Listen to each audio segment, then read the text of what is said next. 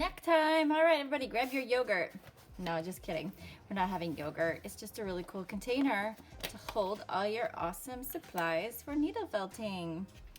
All right, in your little kit, you have some felted fabric. This is wool and some embroidery floss. So try to be careful. I gave you 5 different strands, different colors. Try to be careful when you undo this. Keep it neat. And then probably just try and lay it flat or hang it over the edge of a chair so that they don't get all twisted and knotted up, because that'll be a total bummer. This is your foam block. It's kind of like a giant sponge, and your needle tool to punch. When you're not using your needle tool, you always want to hold it, put it in your foam block so that you don't poke yourself or anything else. Also, inside your yogurt container, you get all these beautiful colors. This stuff is called roving. It's basically the step before threads become yarn. It is wool, usually comes from a sheep, and then these are dyed. And if you know the story about Sleeping Beauty, she was spinning yarn, and you kind of like take this really skinny and you spin it, and that's how you make yarn. Well, she ended up pricking her finger. So I always think about Sleeping Beauty when I think about what this roving stuff is. So I've got my sketchbook, and I'm thinking about what do I want to do for my needle felting project. I know that it's a square, so I'm just gonna draw a square. So I was thinking of doing a landscape. So really all I need to do is just kind of figure out, where the edges of the colors are gonna be. I'm gonna do like some rolling hills, maybe one back here. Maybe this one will be kind of mountain-like. Let's add some spikes there. And then I think another cool thing to do with a landscape is to create something in the foreground. So you sort of have foreground, middle ground, background. So the background is something that's really far away. Those mountains, we know that they're huge, but they're super far away. And then something up close would be like flowers. Now, if it's close to me, they're going to be really big, even though we know in real life, flowers are much smaller than mountains. I'm going to do something kind of stylized. I'm just going to do a circle with like a little dot in the middle. Kind of remind me of the artist Hundertwasser. He's a painter and he's an architect, but he really likes circles and these organic shapes. They also look like lollipops. Now, I'm not going to do anything really detailed. Like what wouldn't really work is like, let's say I draw a flower like this and I draw these teeny tiny lines. It's not going to work very well for the needle felting. You can't get the same amount of detail that you do with pencil in needle felting. If I wanted a flower like that, I could keep like this idea and do way bigger petals.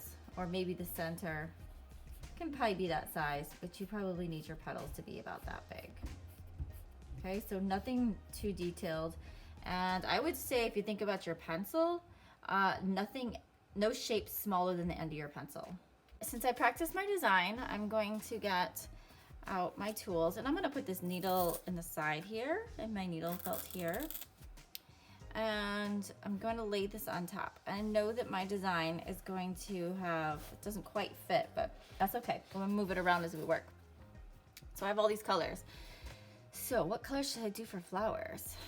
I kind of think red would be pretty cool.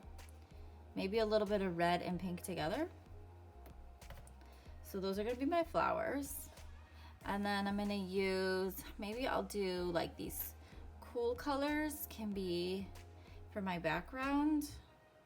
Maybe the mountains are going to be like that grayish color. Some hills. This color. All right. This is just kind of laying out like where I want things. There's way too much stuff there and it looks crazy. So I'm going to put that to the side. I just planned my colors. All right, so the flowers are going to come last because I do want those to layer on top. So I can set that to the side. I don't need it. So I think I'm going to work on those little hills that I was doing. Okay, so to take your roving, I don't want to use this big giant piece. I want to use it in parts because I want it to last longer too. So if you hold one end and then loosely hold like maybe around the middle and then just pull it, and those fibers will release apart from each other like that. Okay, and then I'm just gonna kind of lay them in the direction of where I want them to be. I'm gonna do a little more, pull that, and it gets these really, really wispy pieces. And then that's gonna be my layer. Okay, now I'm gonna pull my needle out and I'm going to watch my fingers.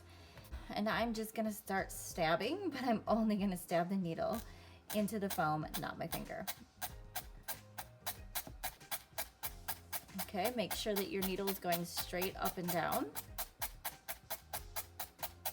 Very satisfying. Do a little more and then I'll flip it over so that you can see what's happening. What you're trying to do is push the fibers together. So the top layer and the bottom layer, and you're pushing those fibers together so that it becomes one with this background fabric, kind of like we're calling that the canvas. Okay, you also want to be careful that this needle doesn't go too far. You don't want it to hit the table, it will break. This is going to be my background. So basically it's like my canvas. And I am going to use this roving and create a design. So think of this like a canvas. Now you're not gonna wanna use all this roving just like this. You're gonna wanna divide it up. So I've done some work. You can see what I've done so far. Started laying more of this gray and the mountain and some grass. It's not done. You can still see like the stringiness of the fibers. They need a lot more work to go through. As you can see from the back, I'm probably a little further along with the green than I am with the gray, and that is evident when you look here. I can really see that these are punched in and this is still too wispy with all the layers on top.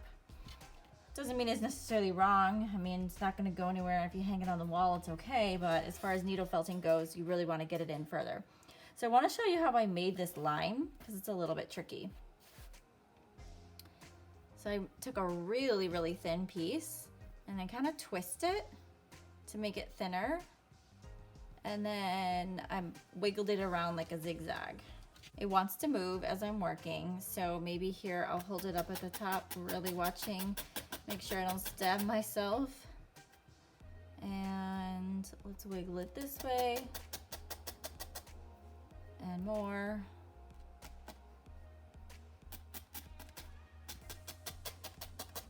Okay, I did it. I think it is finished. Move this out of the way here so you can see. I added my little flowers, so they're in the foreground, so the grass is in the foreground, and this light gray is the middle, and then the background of the mountains, and then the purple can be the sky. Thought about adding a sun, but I feel like sometimes it's overdone, and I think that it's really beautiful as a landscape. So I think I'm done with my needle felting. I have all this stuff left over, and I have a foam block, and that is yours to keep for another project. So put all your tools back away. You're done with that, and our next step is going to be sewing. You're going to need a sewing needle, and you're going to need your embroidery floss. So right now I'm doing what's called a running stitch, in and out. Pull it through, in and out, pull it through. Just gonna create a line here. I think that might just help create edge for the green space. I also just like, because I think it adds a cool texture. I'm gonna go behind this flower so I don't cover it. So I went in here, and then instead of coming out in the middle of the flower, come out on the other side. You always want to finish on the back side, so go through one more time till I'm on the back side. Pull it through, and want to be careful as you're stitching that you're not pulling too tight. So you can see if I pull too tight, it's going to bunch up. If that happens, it's not a big deal. You just stretch the fabric back out. Okay, so as I'm on the back side, I'm going to show you how to tie a knot. You want to create a U with your embroidery floss. Hold on to it closely and then put your needle through. And now that I have like a smaller loop, I'm going to move my finger to that knot and then just pull the excess. And then that way I have a little knot there. So in order to thread your needle, this is a super large needle and has a really big eye. I'm going to teach you a little trick that I do. So I take the end and I twist it because it's multiple threads put together, and then I squeeze my pincher fingers all the way to the end, and then I close them like this. And as I open and close, I think about this as like Pac-Man.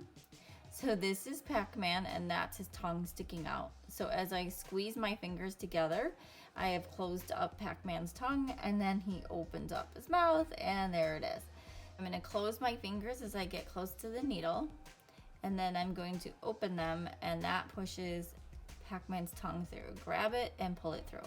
It's really not that hard to get it through this big eye, but that's a cool trick. If you want to try sewing at home and you have a different size needle, that's a good way to get the embroidery floss through a tiny hole. Okay, and then the opposite end, you're always going to want to tie a knot. What I was thinking of doing is kind of creating some little valleys with this black. So I'm going to do a back stitch. So you're going to start the back stitch off just like a running stitch. You're going to go forward to the back and then you're going to come up from the back to the front, pull it through, and then you're gonna go backwards. I'm gonna fill in that empty spot. Like if I have this empty spot in the running stitch, the back stitch is not gonna have that. So I'm gonna go backwards and fill that in, which basically gives me a straight line. So I go forward, pull it through, don't pull too tight, go backwards, fill in that hole. Start from the back, and basically you just kind of create like a spiral notebook and go around the edge. So start from the back, pull through to the front. The trick is to make sure that your spacing in between each one is pretty consistent so you're not like too far away or too close. See, I pulled too tight there.